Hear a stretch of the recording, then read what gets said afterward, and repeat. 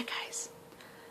So I figured that today I would do an excerpt from an old classic, one we all know. That's Jane Austen's Pride and Prejudice. I felt like doing an excerpt from a classic story that we are all familiar with, since I realize a lot of the stories that I've done excerpts from have either been sort of more modern literature or even just stuff that not everyone has really read. And this is a story that I mean, it's practically like the idea of the Mr. Darcy is practically a household name at this point, especially for anyone who has actual interest in literature. So I figured, and of course the excerpt that tends to stand out is Darcy's first proposal to Elizabeth Bennet. So I am going to be reading that. It is rather long because even though in the movies it is a lot shorter, anyone who has read Jane Austen knows that she goes on for paragraphs with just description. And it is lovely and it is a bit frustrating at the same time. So there we go. I'm just going to read from starting from Darcy's entrance to the point that he exits, and hopefully the video won't be too long. Alright. While settling this point, she was suddenly roused by the sound of the doorbell, and her spirits were a little fluttered by the idea of it being Colonel Fitzwilliam himself, who had once before called late in the evening, and might now come to inquire particularly after her. But this idea was soon banished, and her spirits were very differently affected when, to her utter amazement, she saw Mr. Darcy walk into the room.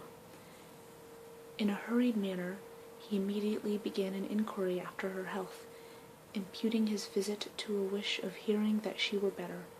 She answered him with cold civility.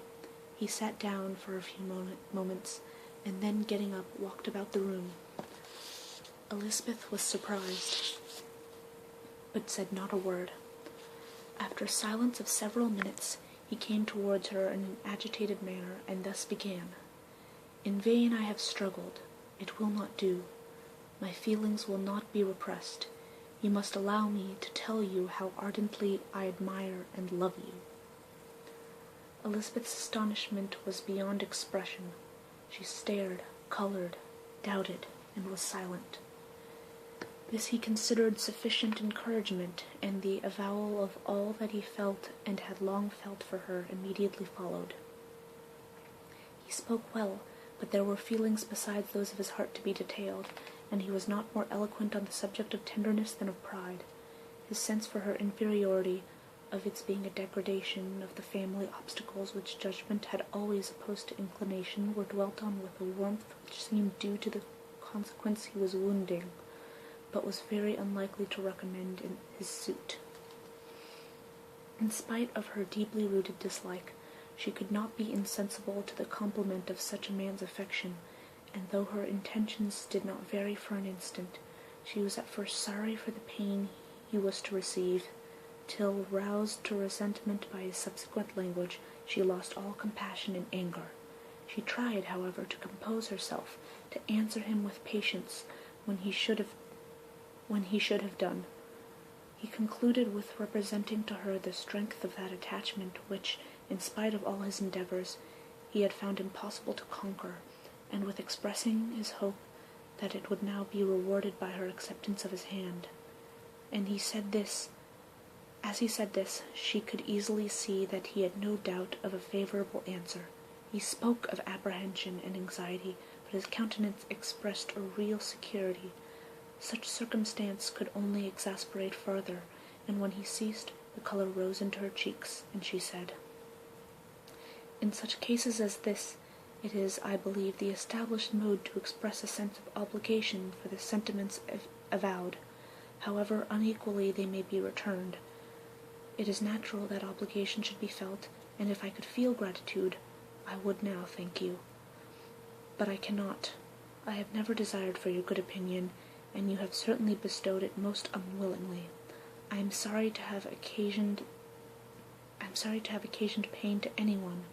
It has been most unconsciously done, however, and I hope will be of short duration. The feelings which you tell me have long prevented the acknowledgment of your regard, can have little difficulty in overcoming it after this explanation. Mr. Darcy, who was leaning against the mantelpiece with his eyes fixed on her face, seemed to catch her words with no less resentment than surprise. His complexion became pale with anger, and the disturbance of his mind was visible in every feature. He was struggling for the appearance of composure, and would not open his lips till he believed himself to have attained it. The pause was to Elizabeth's feelings dreadful. At length, in the voice of forced calmness, he said, "And this is all the reply which I am to have the honour of expecting. I might perhaps wish to be informed why so little endeavour at civility I am thus rejected, but it is of small importance." "I might well inquire," replied she, "why, with so evident a design of offending and insulting me, you choose to tell me that you liked me against your will, against your reason, and even against your character." Was this not some excuse for incivility, if I was uncivil? But I have other provocations. You know I have. Had not my own feelings decided against you, had they been indifferent, or had they even been favourable, do you think that any consideration would tempt me to accept the man who has the means of ruining, perhaps forever, the happiness of my most beloved sister? As she pronounced these words, Mr. Darcy changed colour, but the emotion was short, and he listened without attempting to interrupt her while she continued, "I have every reason in the world to think ill of you. No motive can excuse the unjust and ungenerous part you acted there. You dare not, you cannot deny that you have been the principal, if not the only means of dividing them from each other, of exposing one to the censure of the world for caprice and instability, the other to its derision for disappointed hopes, and involving them both in misery of the acutest kind." She paused, and saw with no slight indignation that he was listening with an air which proved him wholly unmoved by any feeling of remorse. He even looked at her with a smile of affected incredulity. "Can you deny that you have done it?" she repeated. With assumed tranquillity he then replied, "I have no wish of denying that I did everything in my power to separate my friend from your sister, or that I rejoice in my success. Towards him I have been kinder than towards myself." Elizabeth disdained the appearance of noting this civil reflection, but its meaning did not escape, nor was it likely to conciliate her. "But it is not merely this affair," she continued, "on which my dislike is founded. Long before it had taken place, my opinion of you was decided. Your character was unfolded in the recital which I received many months ago from Mr. Wickham. On this subject what can you have to say? In what imaginary act of friendship can you here defend yourself? Or under what misrepresentation can you here impose upon others?" "You take an eager interest in that gentleman's concerns," said Darcy in a less tranquil tone and with heightened colour.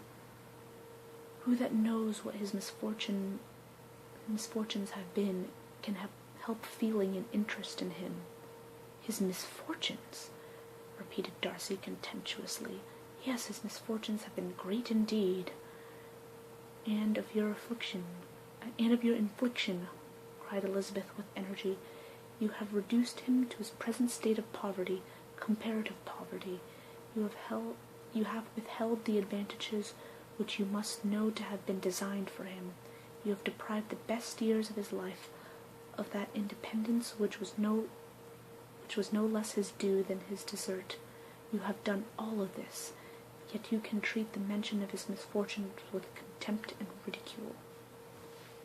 "And this," cried Darcy, as he walked with quick steps across the room, "is your opinion of me. This is the estimation in which you hold me. I thank you for explaining it so fully. My faults, according to this calculation, are heavy indeed.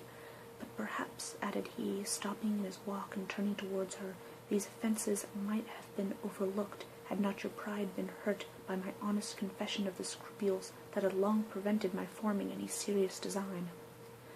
These bitter accusations might have been suppressed, had I with greater policy concealed my struggles and flattered you into the belief of my being impelled by unqualified, unalloyed inclination, by reason, by reflection, by everything. But disguise of every sort is my abhorrence, nor am I ashamed of the feelings I related. They were natural and just. Could you expect me to rejoice in the inferiority of your connections? To congratulate myself on the hope of relations whose conditions in life is so decidedly beneath my own? Elizabeth felt herself growing more angry every moment, yet she tried to the utmost to speak with composure when she said, "You are mistaken, Mr. Darcy, if you suppose that the mode of your declaration affected me in any other way than it has spared me the concern which I might have felt in refusing you, had you behaved in a more gentlemanlike manner." She saw him start at this, but he said nothing, and she continued, "You could not have made me the offer of your hand in any possible way that would have tempted me to accept it." Again, his astonishment was obvious, and he looked at her with an expression of mingled incredulity and mortification.